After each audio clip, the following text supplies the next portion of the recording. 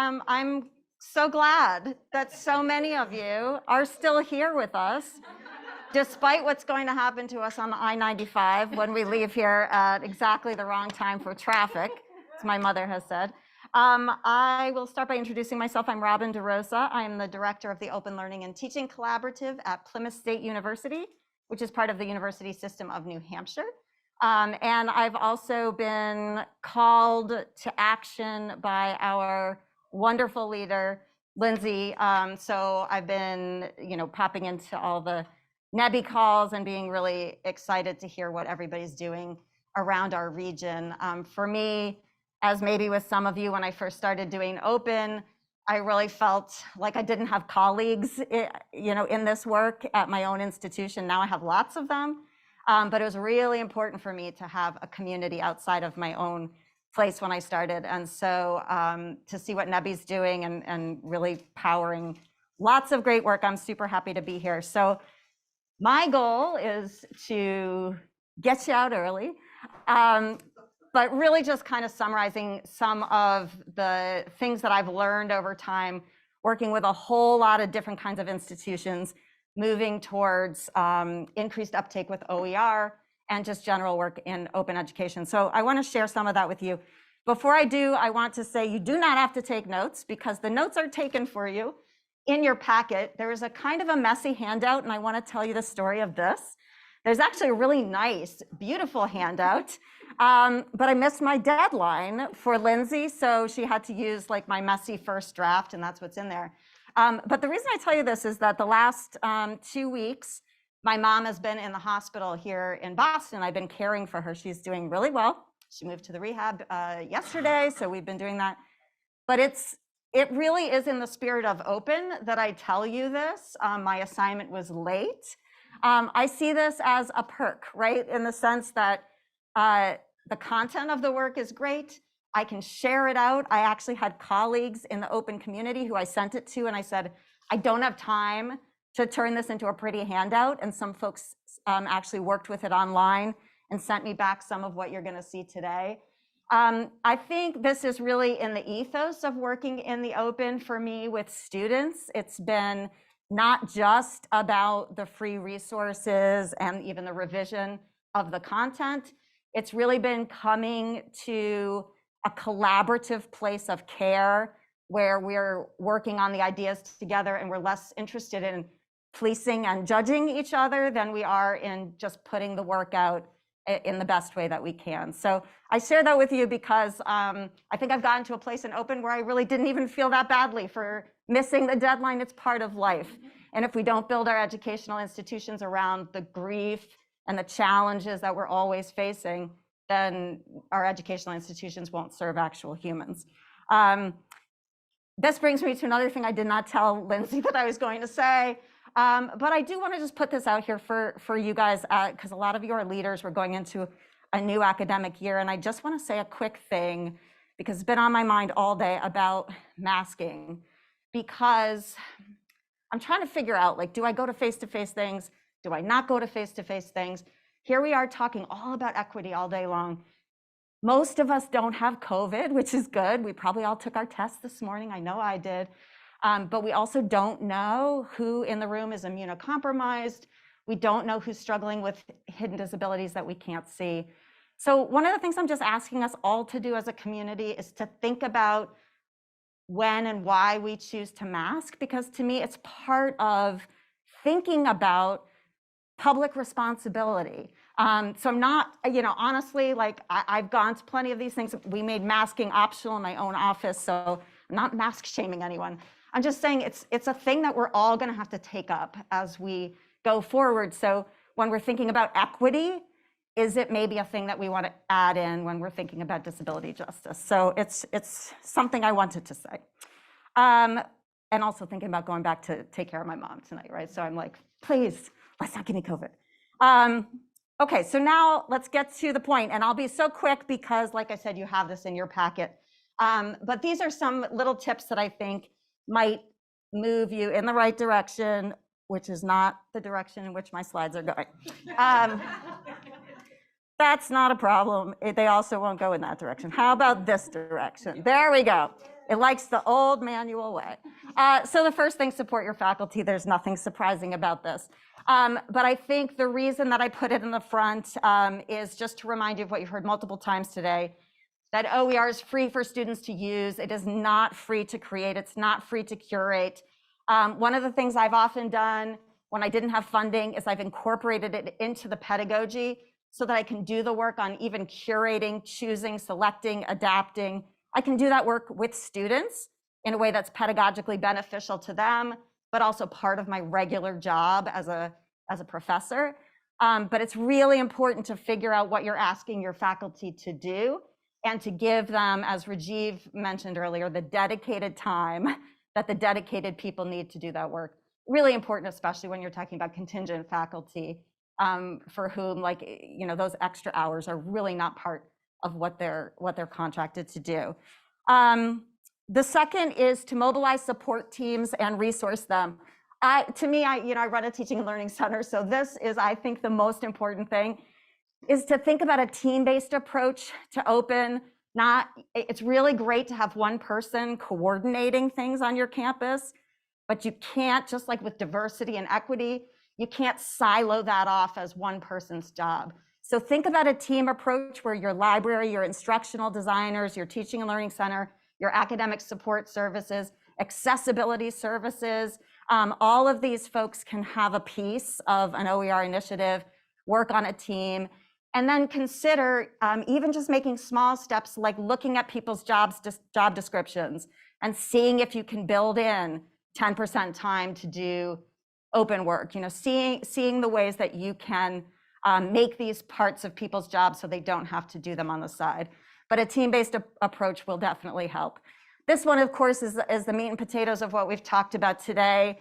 I think I've really come through today and just some of the thinking that I've been doing over the last year to see diversity, equity, social justice, inclusion, not as a facet of open, but to see open as a facet of equity work and social justice work. I think that if you have strategic plans, for example, in your institution, you're going to be better off not having a point on OER as much as looking at what you're already saying about equity and diversity and social justice, and put your OER in there as some of the practices that are going to actually give you something concrete as a way to prioritize that equity work on your campus. Similarly, linking OER to student success. With faculty, I think this is a really big one. Most faculty will tell you they already care about costs of learning materials. Most faculty will take a look at how much a book costs. A lot of faculty can easily be persuaded to choose a less expensive book or to say, oh yeah, that one's really expensive. But that's kind of the end of the conversation if you're just focusing on costs. If you really show your faculty some of the data that explains to them how when a student can't afford a book, it's actually really starting to implode their entire college success. Those Florida virtual studies that you've seen multiple times today, that's the great data about when students drop, fail, and withdraw from courses simply because they can't afford textbooks. That stuff's persuasive to faculty because that's where they're dealing with students in a one-on-one relationship in their class. They don't want to see students getting bad grades. They don't want to see students dropping their classes. They don't want to see students avoiding their majors because they can't afford them, right? So talk to faculty in particular about student success. And this one is a great one. Link OER to your institution's pedagogical goals. So my institution, we have cluster learning. It's all about interdisciplinarity and project-based learning. Very easy to link open, particularly to interdisciplinarity and project-based learning. But what is it for you? Is it high impact practices, right? Is it applied learning? Is it workforce? Whatever your brand of institution, is it reinforcing the liberal arts through the, what is it at Eastern Connecticut? Liberal arts curriculum, I got the liberal arts education practically applied. The liberal arts practically applied. Think of that, that is literally like, that could be OER's tagline, honestly, right? because part of what you're looking at with non-disposable assignments is getting students to do real work with real world impact. So instead of trying to think of the initiative fatigue that your faculty are facing right now, instead of being like, I heard about a great new thing, it's called open education. And most faculty are basically going to be like, just go away with your great new thing, right? There's too many great new things. Think about the thing you already have that's great, that you've committed to for the last 5 years. And I'm going to guarantee that open can be a really nice part of that, right? If you're looking at innovative teaching, this probably fits in. So think about what you've already got on tap. Then I would say, don't reinvent the wheel. On a micro level, we say this all the time. Somebody wants to do biochemistry for nurses. Don't start writing a biochemistry for nurses OER until you've really done the survey to make sure that those don't exist. And a lot of times a faculty member will go on Google, they'll type biochemistry for nurses OER, nothing will pop up, and then they will call their librarian and say, I looked, but there's nothing in my field, right? It takes a little while to search. So just like we would say to a faculty member, hey, let's get you with a librarian who can really help you see. It's the same thing for everything. Do you want to start an OER initiative and do faculty seed grants? You don't need to sit down with 10 people who don't know what they're doing and try to dream up what that could look like. Just call one of us. We've done 50 of them, right? So whatever point you're at, we've got people who are a little further along in the process who can help walk you through wherever you are, right? You want to put an OER resolution in front of the faculty. You want to change your promotion and tenure guidelines to encourage work in OER. All these things have been done. You don't have to do them the same way, but you should know what's out there before you sort of start messing around, because we can definitely reduce the labor it takes to plan all of this stuff. Collaborate across institutions. This one is key because right now we have a highly competitive higher ed market. And I use the word market on purpose. Wherever you are, I'm in a public system that has, well, we had 4 campuses, now we have 3 campuses. We have multiple community colleges. We see all of ourselves as competitors to each other within the same system, right? We're competing for enrollments. We've got institutions dropping their discount rates, like to make a sale, right? And then other institutions have to drop their discount rates. Raise their discount rates, right? So their tuition is dropping. That's how we're funding our institutions. Like, we're really in this place where competition is actually cutting us off at the knees. Open has a very different logic to it, right? It's not a logic of competition, it's a logic of collaboration. And it says, my institution is going to become stronger if I give things away for free. This is a very hard concept for people to get in touch with. I was in we were talking about this in the next room, actually. I was on the board of a disciplinary society, right? So I won't say which one, but they published a journal. And I suggested, perhaps this journal should be, number 1, electronic, and number 2, i.e. on a computer, and number 2, open access, because you're having trouble getting membership in your organization. People aren't attending the conference. A great way is to share your research more widely. It will drive interest in this association. And they said, well, no, we really depend on those subscriptions. I finally found out how many subscriptions they had to the journal. It was 109, okay, 109. Now, that also shows you the small scale dollars we're all fighting over to a certain degree. But sometimes that old mentality doesn't understand, if you were to make this free, so many other things would roll the money into this journal, into that organization. So it's kind of part of the same thing as we're actually shifting the whole logic of how this stuff works. So I suggest to you that from the beginning, if you do faculty development, open it up to the other folks in your system, to the people next door. Call the public library down the street, see if they want to be involved in the initiative. If you make resources, share them out widely, publish them so that other people can use them. That's how open builds, and we all benefit from that kind of collaborative approach. Involving staff in their offices to build momentum. So in addition to these teams that are supporting faculty, you can really look at offices to figure out who else can be involved structurally with OER. Big one we've talked about today is the registrar's office with course markings.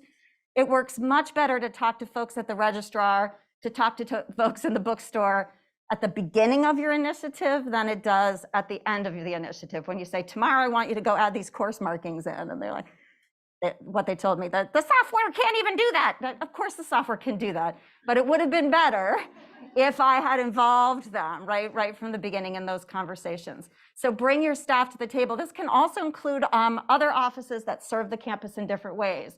For example, we have TRIO. A lot of you guys participate in TRIO campuses. We have our campus accessibility services.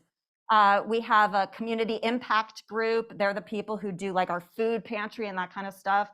All of these groups can be part of an open initiative if you're not just looking at textbooks, right? If you're talking about equity and you're talking about access and you're talking about social justice, then these become logical partners. Accessibility in particular has been a really great partner for us, our accessibility services. Not only does it matter, but we can say, hey, you know what? While we solve this problem of affordability of textbooks, we can also solve the problem that every time you have a blind student, you have to individually like deal with this one textbook by putting it through some machine and what. Instead, we're trying to build resources that are all screen reader compatible from the beginning, right? So there's really great partners to be had across campus.